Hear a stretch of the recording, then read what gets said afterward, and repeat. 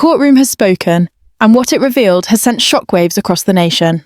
In a landmark ruling, the Supreme Court has struck down Keir Starmer's secret plot to realign Britain with the European Union, exposing a hidden agenda that was never voted on, never debated, and never meant to see daylight.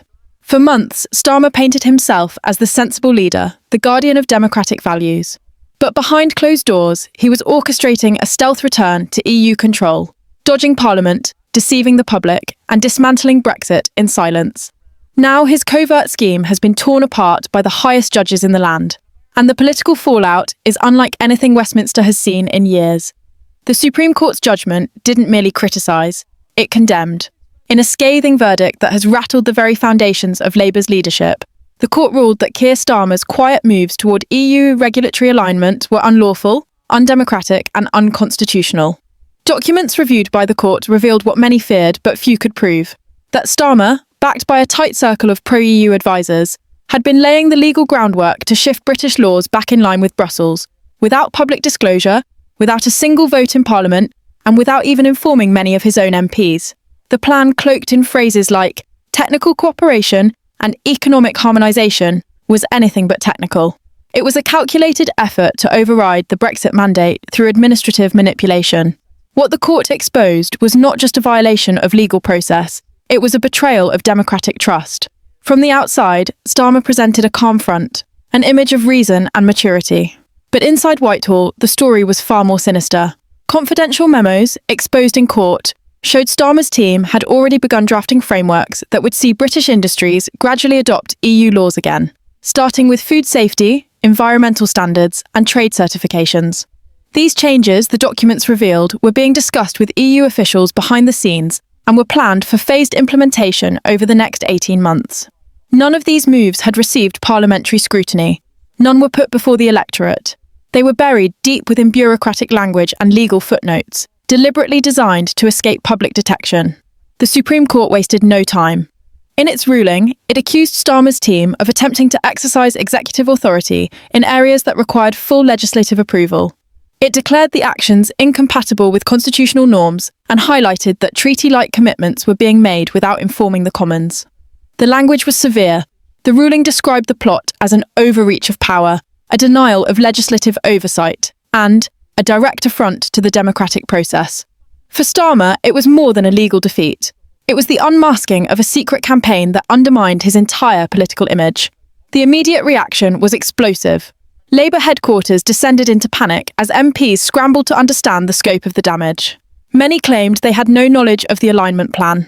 Furious backbenchers, especially from Leave voting regions, demanded emergency briefings. Some called the situation a ticking bomb, while others used the word treachery. Starmer, once seen as the party's stabiliser, was now being whispered about as its saboteur. Journalists surrounded Parliament, pushing for answers. Commentators called it the most serious breach of democratic norms since the Brexit vote itself. And voters, those who believed Brexit was settled, felt deceived again. Outside in the streets, protests flared. Demonstrators gathered in Manchester, Birmingham, Leeds, and London. Placards waved slogans like "Obey the vote" and "Starmer lied, Brexit died." The atmosphere was angry, electric, and growing by the hour. In public squares, megaphones echoed calls for Starmer's resignation. Online, hashtags like #BrexitBetrayal and #StarmerOut began trending within minutes of the court's announcement. The public wasn't just upset about the legal ruling, they were furious about what it revealed. That Starmer had quietly attempted to reverse the will of the people, using unelected bureaucrats and legal tricks to do what politicians had failed to achieve at the ballot box. What made matters worse was the silence. As the backlash grew, Starmer avoided the cameras. No press conference, no official statement, only a short, carefully worded release from Labour HQ calling the ruling a difference of legal interpretation. But the Supreme Court didn't frame it that way. Their language was unmistakable. They accused the Labour leadership of bypassing Parliament and undermining the sovereignty of the people. To many, this wasn't just about EU laws. It was about the survival of democratic accountability in the United Kingdom. Inside Labour, the fractures were turning into chasms. Constituency Labour parties from across the country began demanding internal reviews. Several Red Wall MPs, already on shaky ground with their voters, were fuming. One anonymous MP from the North East told reporters, "He's done it behind our backs. He used our loyalty and sold out everything we stood for." Another MP from Yorkshire said, "We went door to door defending his Brexit stance. Now we look like fools. Worse, we look like liars." The political class was stunned not just by the verdict, but by how methodically the court laid out Starmer's deception. One of the most damning elements was a leaked legal strategy memo sent from Starmer's legal team to his top aides. The memo advised them to minimise parliamentary exposure and to frame regulatory convergence as economic optimisation to avoid political fallout. This wasn't accidental overreach. It was strategic. It was intentional. It was hidden. As journalists pored over the court documents, one detail stood out. The EU negotiators were told not to publicly comment on the discussions until after Phase 1 implementation had begun. This indicated that the plan was well underway, and that both sides had agreed to keep the public in the dark until it was too late to reverse. In legal terms, that's collusion. In political terms, it's fatal.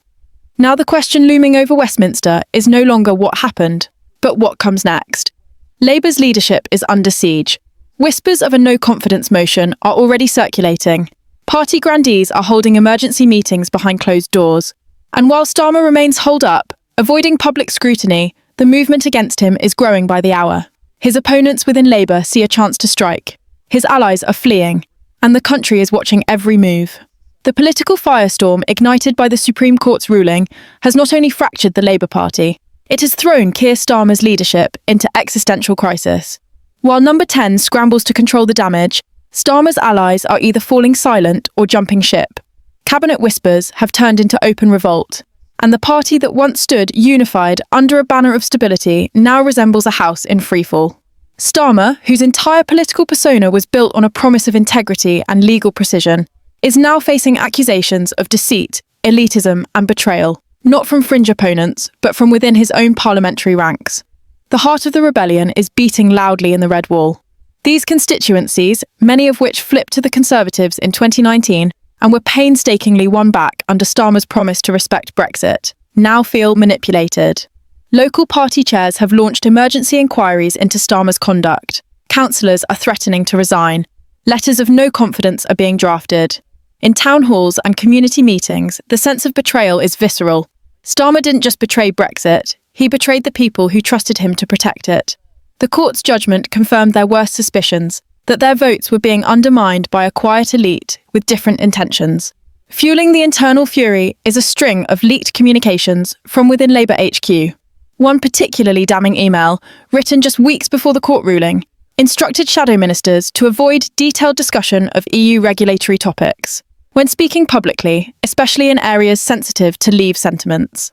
The language was bureaucratic, but the implication was clear: hide the plan, bury the truth, control the narrative until it's too late to object. For many MPs who had already begun campaigning in their constituencies for the next general election, these revelations have torpedoed their trust in party leadership. One Midlands MP told reporters, "We weren't just left out, we were used." Adding to the chaos, Labour's own legal advisers are now under scrutiny. Reports have emerged that senior legal staff repeatedly warned Starmer and his top aides that bypassing parliamentary debate could be challenged in court. But those warnings were ignored.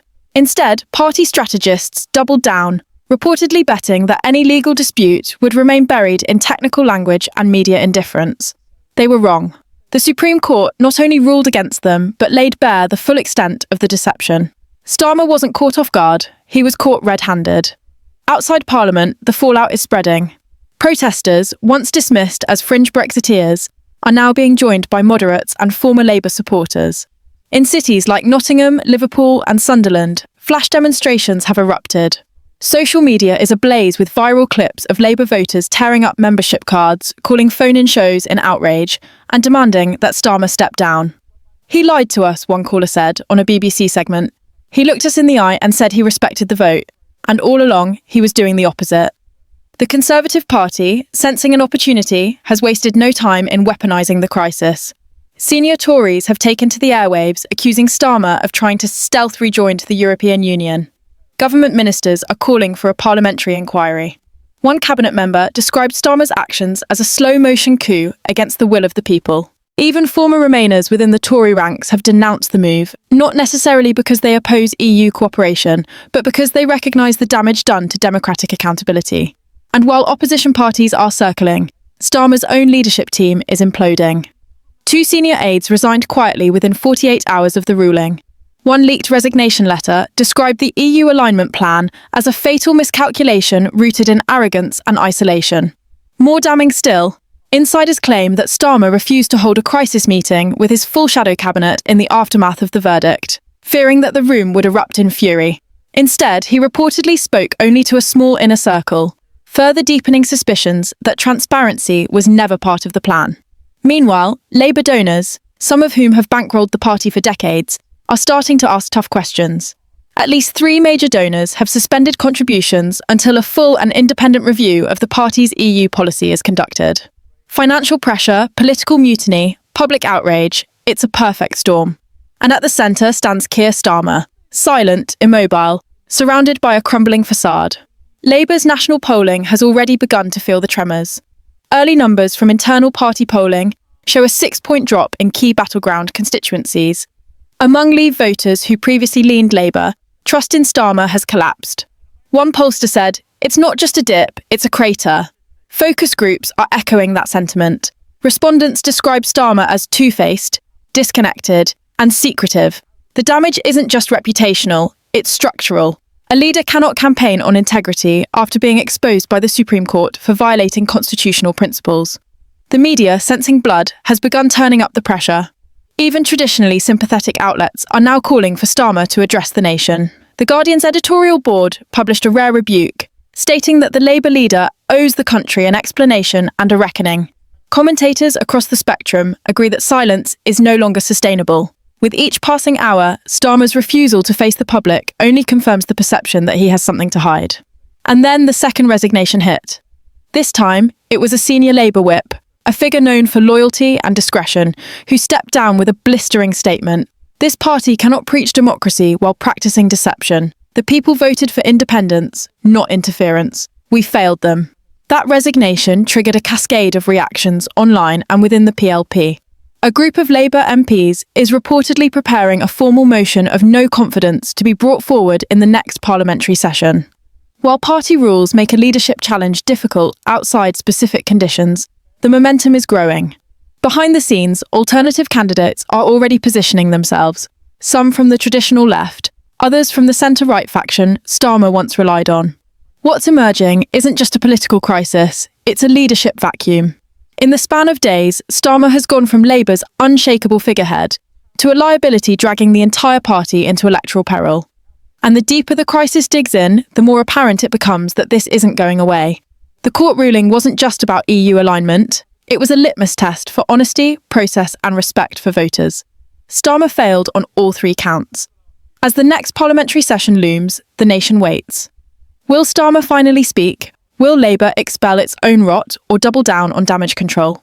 And most of all, will the British people accept that their votes can be undone by backroom deals and constitutional arrogance? One thing is clear, the clock is ticking, and Starmer is running out of time, allies and excuses. As pressure mounts and Starmer's silence grows louder, Labour's internal machinery is grinding toward collapse. The party's infrastructure, its communications, discipline, funding and electoral coordination is beginning to splinter under the weight of crisis. Across the UK, constituency Labour parties, CLPs, are seeing an unprecedented wave of motions demanding clarity, accountability, and in some cases, outright resignation. The once disciplined party apparatus has become a battlefield of conflicting messages, rogue briefings, and a leadership vacuum that is paralysing both national strategy and local operations. Within the shadow cabinet, fractures are now unmistakable. Once loyal figures are openly distancing themselves from Starmer's leadership, offering carefully worded statements that stop short of outright condemnation, yet drip with disillusionment. Shadow ministers are reportedly refusing to appear on national media, fearing that any public defence of the EU scheme will destroy their local credibility. Even senior frontbenchers have been caught in off-the-record conversations describing the leadership as toxic and unsustainable. Some have begun laying the groundwork for alternative leadership bids, quietly rallying backbench support and aligning with union leaders and factional influencers to prepare for what now feels like an inevitable contest. The trade unions, traditionally a stabilising force for Labour, have entered the fray with increasing agitation. Unite, one of Labour's largest financial and organisational backers, issued a scathing statement condemning the secret EU plan as a betrayal of working-class trust. Other major unions are reviewing their funding commitments, with insiders suggesting a freeze in donations could follow if Starmer refuses to publicly account for the debacle. Behind closed doors, union executives are furious that their members, many of whom are devout Brexit supporters, were kept in the dark. They see Starmer's actions not only as political malpractice, but as a breach of trust that could sever the delicate alliance between Labour and its industrial roots. Meanwhile, Tory strategists are capitalising on the chaos. Prime Minister Rishi Sunak has launched a coordinated offensive, calling for an emergency debate in Parliament to examine Starmer's conduct. Conservative MPs have flooded the airwaves demanding full transparency on the EU dealings, accusing Labour of attempting to override Brexit through stealth. The government is using the moment to project strength, touting their own commitment to national sovereignty while branding Labour as elitist, untrustworthy, and disconnected from real-world voters. It's a brutal campaign, and it's working. Conservative polling has begun to stabilise, while Labour's numbers continue to nosedive, especially in marginal seats. Even within the Liberal commentariat, frustration is mounting. Political analysts, once favourable to Starmer, are now turning their pens against him. Headlines like "The Emperor has no clothes" and "Starmer's secret state" dominate media narratives. Editorial boards are publishing fierce condemnations of his refusal to face the music. The Times accused him of cowardice dressed in technocracy. The New Statesman warned that the silence is not strategic, it is suicidal. There is growing consensus across the media and political spectrum that Starmer cannot simply ride out the storm, and yet Starmer remains hidden from view. There has been no press conference, no TV interview, no common statement, only generic press releases from Labour HQ that speak vaguely of legal misinterpretations and mischaracterised documents. But these carefully curated words are only fueling more suspicion. The longer he remains silent, the more the public believes he has something to hide. Even Starmer's most loyal supporters are now privately conceding that the situation may be beyond repair. Behind the scenes, the panic is visible. A secretive emergency meeting of the Parliamentary Labour Party was reportedly held under tight security, with phones confiscated and minutes restricted. According to leaks from that meeting, several MPs broke down in frustration. Some demanded a full leadership review. Others warned that unless Starmer resigns soon, Labour will be decimated in the general election. Reports suggest that a list of MPs willing to support a no-confidence motion is growing daily, and that letters have begun arriving at the party's ruling body, the National Executive Committee, urging them to intervene before it's too late. Perhaps most damning of all are the new revelations that continue to drip out daily. Just 24 hours after the Supreme Court's ruling, a whistleblower from inside the Department for Business, Energy and Industrial Strategy released emails suggesting that regulatory alignment talks had advanced further than previously admitted.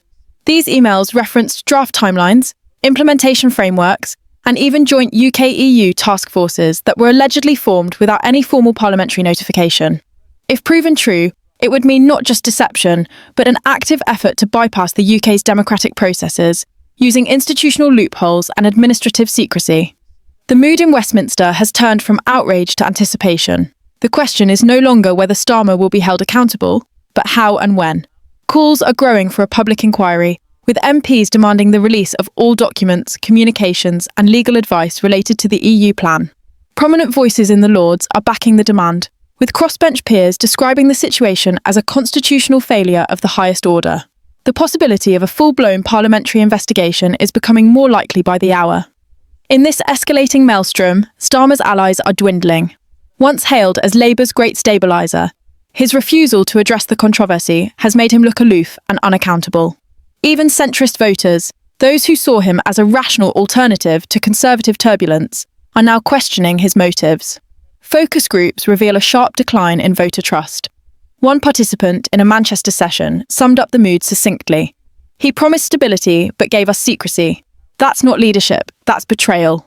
And while the public opinion shifts, rival factions within Labour are preparing for what comes next. Some are quietly drafting manifestos for post-Starmer leadership bids. Others are rallying members and councillors ready to declare their break from a party leadership they no longer recognise. Activist groups are coordinating protests outside Labour HQ and regional offices. It's a party on the verge of open rebellion, spiralling faster than anyone anticipated.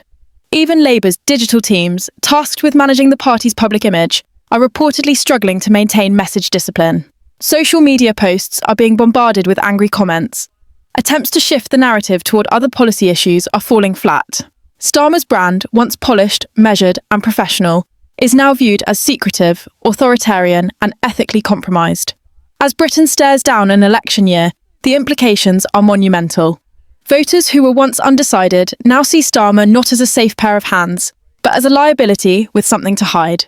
His EU plan, born in secrecy and buried by the courts, has become the defining scandal of his leadership. It speaks to deeper questions about who governs, how decisions are made, and whether promises to the public still matter in British politics. With the No Confidence campaign gaining traction, the unions pulling support, donors freezing funds, and party activists revolting across the nation, Starmer's leadership hangs by a thread. The storm he thought he could manage is now a full-force political hurricane, and it shows no sign of letting up.